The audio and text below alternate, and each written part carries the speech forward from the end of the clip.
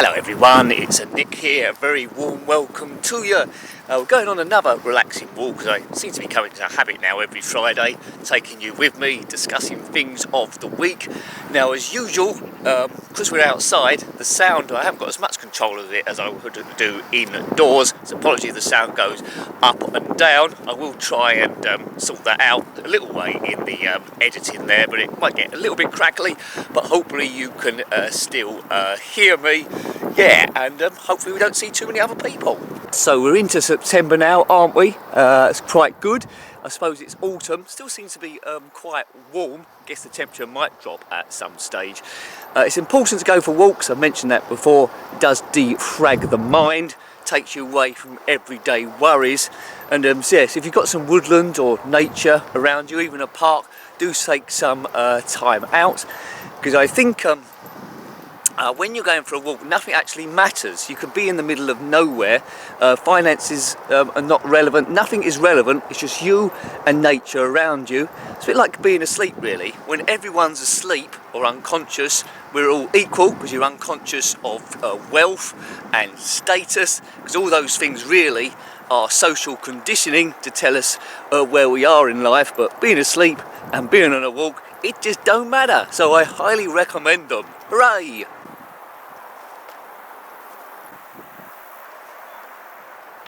It's been another interesting week on the channel. It's all about de-stressing really, which I say quite a lot, but it's true. The healing powers of nostalgia, a bit of an escape. Hope you'd like the videos that have been going up this week. I think my favourite, was the live stream on Thursday. Don't know if you saw that. There's quite a few of you in there. The Speedball 2 on the Commodore Amiga, where I'm going to attempt to win Division 1. Been tough going, but we seem to get into the swing of it. So have a look at that. It's been archived in the live streams playlist. But yeah, Speedball 2, a classic game by the Bitmap brothers in the early 90s. I thought I steamed through there before. Was doing Stunt Car Racer. Now I've zipped into there. It's crunching. There's lots of iconic sounds like ice cream, and get ready. But it's pretty cool. Check that one out, most definitely. Now let's talk a little bit about space and the Earth. Why not? It seems to follow on for the last subject, does it? No, not really, Nick. You just ramble on about stuff while you're rambling, trying to hold a camera straight. But anyway, it seems like I keep an eye on this like space news. And it seems like every month now they're spotting an asteroid coming close to the Earth. I don't know, that just means technology is getting gradually better each time. But on the 1st of September, an asteroid is the size of an office building, so 30 metres wide, come within 45,000 miles of the Earth. Now apparently that's quite close, because the Moon is 230,000 miles away, although it does vary with the orbit. So 45,000 miles was pretty close. And if an asteroid would hit the Earth, that's probably going to ruin your day, especially if it lands on your foot. Apparently an asteroid similar to this broke up above Russia a few years back, causing lots of damage. It didn't actually make it to the surface. As well, there's another one on the 6th of September they've spotted, twice the size of the Great Pyramid, which is 4.6 well, it's going to come in 4.6 million miles, so that's a lot further away than 45,000, but they still think it's going to be pretty close. Now some of these asteroids they don't even spot, so they're always almost on us to right across. Of course the big one was the one that presumably destroyed the dinosaurs 65 million years ago. So are we due a hit? I mean, I think micro ones are landing on the planet all the time, but you can worry about too much about worrying about asteroid hits and stuff like that. So there's a lot of debris out there in space all floating around. The Earth is one big chunk of debris, a big sphere. The proximity of Jupiter keeps a lot of these things away from us in the asteroid belt, but there are quite a lot of stray stuff buzzing around that's due to hit. Now, billions of years ago, there was the heavy bombardment period. I think after the planets had been formed, there's a lot of stuff. It's all been hitting planets and amalgamates. There's not too much astray, but there is enough fragments to cause some serious damage. So keep an eye on news really. 45,000 miles, that's quite close. And then you get the comets, of course, sometimes you can see from the ground. Remember, as a student, I think it was Hal Bott we could see going across. And there's comets that go through all the time. So yes, when's the next big hit? And I'd have to book the day off then. Right, no asteroids at the moment, that's quite good, or hemorrhoids. Oof, good stuff.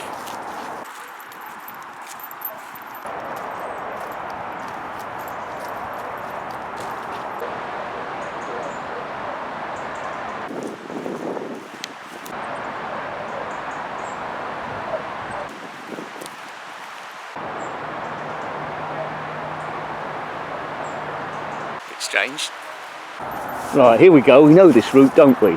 I was meant to take some clippers so I can get past these thorn bushes, but like a nincompoop, and I've forgotten. Looks like someone's might have cut that. Yeah, someone's cut that a little bit. That's an advantage. Some blackberries there. I don't know if they're still okay to eat. Oh, that bit looks dangerous. Right, duck down, Nick. Duck down like a top limbo dancer, and you're through. Back on the footpath.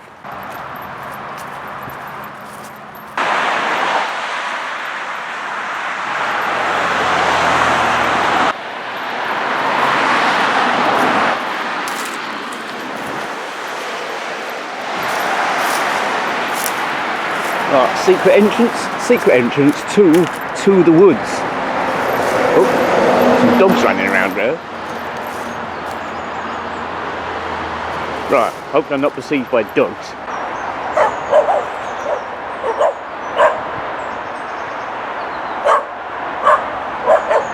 The woods. I like the woods. Oh, that's a bit better. Nice bit of a seat there. I don't know if you're familiar with the show The Infinite Monkey Cage. It's on the BBC, one of the radio stations there. It's like a scientific show, but a comedy show as well. Discussion with Brian Cox and Robin Ince. That's Professor Brian Cox, give me his full name. They discuss like different subjects each week. This one was on quite a while ago. They're discussing the subject, time does not exist.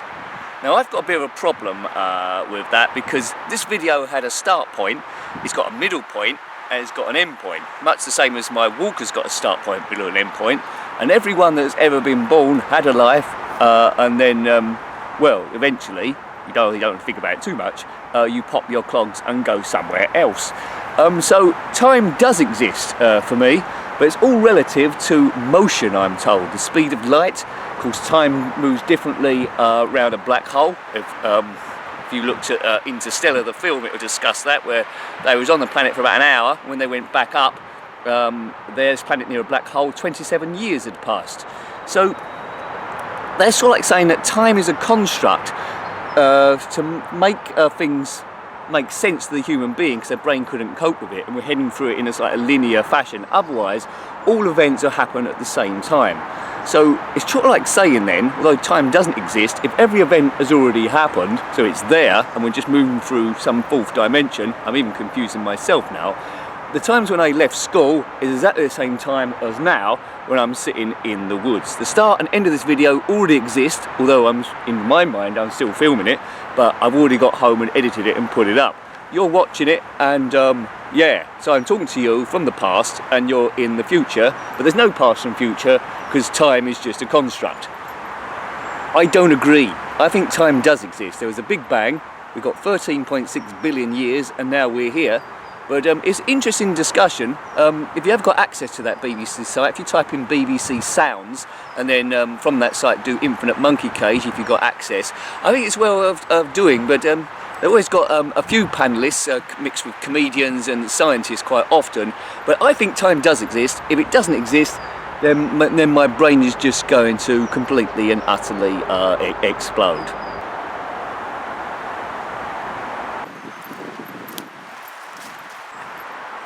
Yes, let's talk about something maybe that my brain can get a hold of. As you know, I'm into Formula 1. My team is McLaren. I like the history there. You might be into motor racing, you might be not, but there's still a valid story. Now, one of the big teams, constructors, is Williams, Formula 1. They've got 9 constructors championships, 7 drivers titles there, but the glory years were really 80s and 90s. Back when I started getting into Formula 1, it was Williams, McLaren and Ferrari at the front. That seems a long time ago now. Ferrari got their woes, McLaren are trying to get back, and Williams have had a little bit of bother there. So, yes, it's feeling like the Blair Witch Project now, and we're swapping arms. Anyway, makes it interesting. But why am I talking about Williams for? Well, they've been at the back of the grid for the last few years. Sir Frank founded the company in 1977. As I say, number of world champions, but they've recently sold to US investment group Dorilton Capital after a few years being in the back of the grid, not getting the money in and suffering severe losses. Obviously the COVID at the start of the year prolonged the start of the season, and they just found it a little bit too tough. Apparently they offered Claire Williams, who'd taken over after Frank Williams, the role of managing, but she stood down as well. So I don't know what's going to happen to Williams. Are they going to keep their name? They changed their name. So it's a very sad time. But things move on. Time does exist. Otherwise, all the races have been done already. So Dorilton Capital. So it'll be interesting to see what happens to that team. George Russell is a great driver for them. They've got Nicholas Latifi as well. But George Russell looks like he's capable of great stuff. So hopefully they can get that car going better. You would hope now, being taken over at least, the team aren't going to go bankrupt. What we don't want is one less team on the grid, because we want as much competition as possible. So what do you think about that Williams Formula 1 news? Good or bad? I think it's sad, but I think potentially it's good. Great champions in the past were Nigel Mansell, of course, Damon Hill, Jack Villeneuve won, and Prost got his 4th World Championship for Williams. I think there's Keke Rosberg. I think that first one might have been Alan Jones. But yeah, there we go. Let's get moving. Now, as I try and navigate round here, I questioned a bit earlier that monkey cage, the premise that does time actually exist? And another thing that comes up every now and again as well is, another thing that would bamboozle your mind, is is this actually real? Is this all real? Are we living in some kind of alien simulation? Now, what do I mean by that? Well, you know that human endeavour tries to create additional worlds, like you've got The Sims, and you look at that Grand Theft Auto, that is a simulated city with lots of AI characters going backward and forward, and the argument is how much artificial intelligence you have to put in for the characters in the game become self-aware. And if the human race isn't the advanced thing in the world, another alien might have already taken a similar route, or another species, and we might just be characters within their artificial simulation. And you never know, there might have been another alien race before them that created an artificial simulation, and the aliens are in that. They've created another simulation within their own simulation, and we're within that simulation. Now that's going to bamboozle my mind as well. Now, if that is the case, I wouldn't mind them putting down a cheat mode or something, so then I can actually have infinite money, or infinite strength, or infinite health.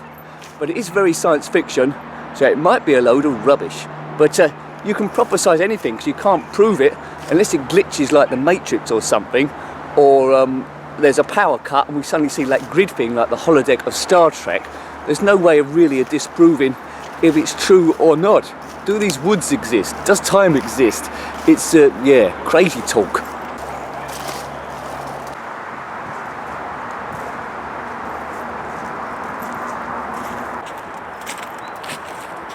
Right, I think this goes out back into the park, I think. I hope. Yeah, there we go. An exit. Ah, nice bench and an empty bench. So we'll take that. Yeah, I think the blackberry season might be over. They're not looking quite so good. Yeah, I mean, if you're into your movies, it's been a bit thin on the ground, hasn't it, this year with COVID and stopping filming. I think the James Bond film, No Time to Die, was supposed to be released in June, July time, but it's been delayed. But the trailers have just started coming out, so I'm presuming it's even going to come out quite soon, September or October. So have a look at the trailer of No Time to Die. I couldn't make out too much different from this from other Bond films, but it looks action-packed. There's taglines there, the past isn't dead. There's a villain trying to kill millions of people, which is pretty much standard James Bond stuff. And I suppose this is the last James Bond that's going to star Daniel Craig. For some reason I always get his name mixed up and want to call him Craig David, which is wrong, or Craig Charles. But David Craig, not Wendy Craig. Yeah, and he teams up, I think, with another 00, a woman who's a high-kicking kung fu superstar, according to the trailer, I think. And they say if we don't do this, there'll be nothing left to save. So there must be some nuclear weapons, the world's in trouble and stuff. Now I do like a good James Bond film, but they're getting a little bit generic. My favourite era probably was Pierce Brosnan, because it married the comedy with the seriousness. Now it's got a little bit too serious, there's not too many jokes, but some people might prefer that sort of thing. So have a look at that James Bond trailer, tell me what you think about it. Hurrah! I think that's a glitch in the computer system. They need to grasp that in. It's a perfect square, so perhaps we are in a computer simulation then. They need to green that bit. I think that's conclusive proof.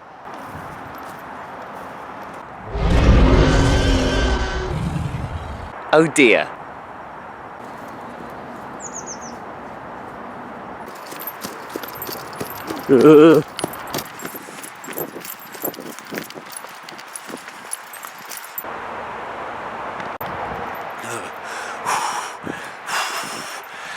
That's the good thing about these walks. You do often get some interesting wildlife. You might get a squirrel, a magpie, a big massive elephant, or you might get something else a bit unexpected. So always worth doing, expanding. Oh dear, expand your mind, man. Groovy. What was that Bond film called again? No Time to Die. That was it. Remember that. That seems like important advice. Now this is where I had trouble the other day on one of my walks, where there's a load of workmen in the way and I couldn't get past, and there was a van just blocking that completely. They've put in some electronic works here, but as you can see from a health and safety point of view, there's no fencing around this from after doing the work. We've got here, what does that say? Let's zoom in. Danger of death. That isn't great. Right, so we don't want to see a danger of death sign on one of these public walks. So it's obviously doing something to this, putting electronic cables and stuff. Don't want to get too close, of course. I suppose it's essential work, but why is there no fence around here? A dog couldn't jump up there. They've got a bit of barbed wire, I suppose. Maybe that's a deterrent. Anyway, each their own, but we got past it before and they seem to be gone, so who knows what's going to happen. How long have I been on this walk? Oh yeah, I've forgotten, haven't I? Time doesn't exist. We're in a computer simulation. Hopefully it isn't like Grand Theft Auto 5, because then a plane's going to probably crash on my head or something like that. If you're watching Aliens in the computer simulation, cheat mode for Nick. I don't want anything crazy like superhuman powers or flight or Incredible Hulk stuff, but you know, an extra couple of zeros in my bank account without, well, obviously some numbers on the front, or else it'd be hopeless. Would make life a little bit easier, but as we said before, when you're walking, it's not all about social status. It's getting a bit noisy now by the traffic. It's not all about social status, it's all about being at one with nature and getting away from things for a bit. Yes.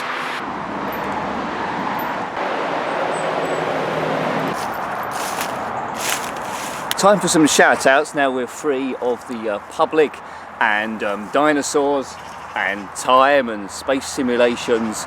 Now I have written down everyone I'm giving a shout out to. This is for people that supported the channel, so thank you. In terms of the memberships, they start at $1.99, which is pretty good value, I would say, for the amount of content I produce on there. And anyone that does the second tier and above, which is $4.99 and above, they will get a shout out for any sort of like things that they're doing, and I'm pleased to shout you out because you're actually helping me as well. Okay, so thank you. Again, my pad has got covered in water and I can hardly see anything. So yeah, I've written it down on a bit of paper as well, just in case. Okay, right, so here we go. So all these people on the second tier and above, if you want to see what the memberships are about, as I say, it does help the channel keep running, as well as super chats in the live stream. Click on the join button. It won't commit you straight away. There's a short video and then you can make a decision then. But thank you to anyone that picks that up. So this week, kind shout outs to Stephen Norman, thank you very much sir, and Lemmy Barnett, excellent, thank you. I see you both in the live streams quite often, so thank you. Neil Barrett, excellent, a great supporter of the channel. Stephen Q NEUK, thank you. I think you sent me a few Ko-Fis as well, so massive thanks there. Phil Hill, you've also supported me on multiple things. Stuart Clegg, Rossi Bossy, who I have a lot of contact with on Twitter. Julie Monkton, thank you. Now Julie wants me to shout out, Julie has a lot of things going on, quite often wants me to change the links, but that's fine by me. I'm going to put a link up to a new thing Julie's working on as a wasp lands on my hand. Try not to get too distracted. Right, it's flown off. This one is called, I'll put a link up, myoldtoybox.weebly.com. That's myoldtoybox.weebly.com, which Julie runs. Basically it contains images from a simpler time, where things like you can assemble Kinder eggs, if you remember that, the pure nostalgia there, the toys you got inside, toys made from metal, so you remember the Matchbox cars made out of metal and various other bits. Now they're plastic because, well, kids can't handle it because of health and safety. Board games, farm animals, which were made out of lead, so a bit of weight to them. So all this in a nostalgic time before health and safety took over. So check out that site, myoldtoybox.weebly.com. If any of you others have got any people got anything else you want me to shout out in future ones, if you're supporting the channel on that tier and above, then let me know. Chonu Baggy, thank you sir. Grey Hulk 2, Pum Pum Reader, Jason Holmes, Tom and Andrew Gibson, you're all fantastic people, can't thank you enough. And on the upper tier is Graham Bebke, you are the superstar, so thank you very much Graham. So yeah, thank you for supporting the channel. I'm going round and round in circles now, but thank you. It really does help the channel continue as that wasp lands in my finger again. Oh man, clear off wasp, clear off. Leave me alone. Perhaps I've stumbled on a wasp nest or something. Yeah, so I think we've got to the end of the walk now. I just need to do the short path home, which I won't record because it's through like streets, which isn't very interesting. So thank you for watching this video. Have a good weekend. There'll be a couple of ZX Spectrum videos up and the Amiga on Sunday. The Spectrum ones will be on Saturday, of course. So yeah, thank you very much. Until next time, take great care of yourself and are very fond. Goodbye. Goodbye, E. And Jenkin.